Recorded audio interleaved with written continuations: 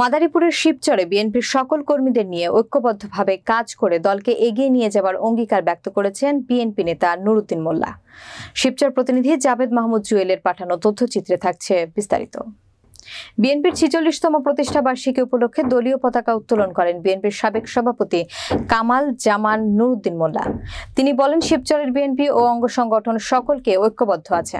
আমরা উপজেলা বিএনপির নেতারা দলের নির্দেশ অনুযায়ী কাজ করব, দলকে সামনের দিকে এগিয়ে নিয়ে যাব।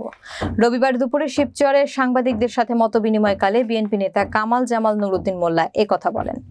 এ সময় উপস্থিত ছিলেন বিএনপি নেতা শাহজাহান মোল্লা ওরফে সাজু মোল্লা, শাহাদাত হোসেন খান, আজমল হোসেন সেলিম খান, সাইদুজ্জামান নাসিম, মোস্তফা মোল্লা, যুবদল নেতা বাকাউল করিম খান, শাহিন গোমস্তা, যুবদল নেতা জামান ব্যাপারী, মুজিবুর রহমান শিশু, বিএনপি নেত্রী সুহাদা আক্তার সহ বিএনপি ও অঙ্গ সংগঠনের নেতাকর্মীরা।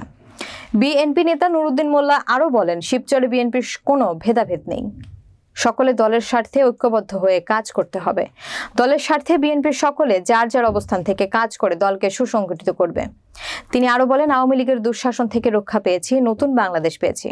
নতুন বাংলাদেশ সুন্দর করে সাজাতে হলে তারেক জিয়ার বিকল্প নেই।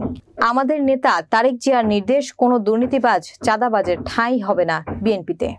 বিএনপি জাতীয়তাবাদী দল, যেই দল আমাদের শহীদ রাষ্ট্রপতি জিয়াউর রহমানের হাত দিয়ে সৃষ্টি হয়েছে।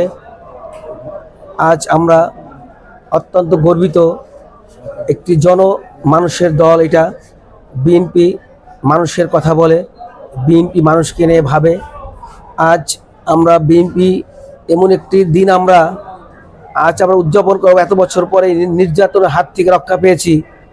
আজ বিএনপি মন খুলে আমরা রাস্তায় যে উদযাপন করব, সেই দিনটি আজ আমাদের দলের নেতা তারেক রহমানের নির্দেশে আমরা বয়কট করেছি, আমরা স্যাক্রিফাইস করেছি শুধু বন্যার্তদের জন্যে। আজ আমাদের যেই টাকা খরচ করে আমরা উদযাপন করতাম, যে আনন্দ করতাম, উল্লাস করতাম, সেই সমস্ত টাকা আমরা নোয়াখালী কুমিল্লা বন্যার্তদের সাহায্যার্থে আমরা ত্রাণ ফান্ডে দান করে দিয়েছি। এবং আমরা বিএনপির পক্ষ থেকেও আনলিমিটেড অগণিত ত্রাণ আমরা পাঠিয়েছি।